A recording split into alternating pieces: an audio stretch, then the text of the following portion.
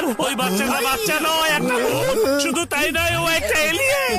হ্যাঁ চিকম স্যার, ও আমাদেরকে ধুম ধাক্কা পিটিয়েছে, পুরো বাসার সব জিনিস ভেঙে ফেলেছে। আসুন আসুন চিকম স্যার, আমরা আপনাকে এখন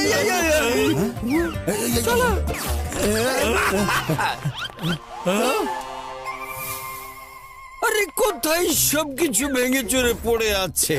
একটা বাচ্চার উপর মিথ্যে অভিযোগ দিয়ে দুজন তোমরা বাঁচতে পারবে না। তোমাদের লজ্জা করে না? লজ্জা করে না? লজ্জা?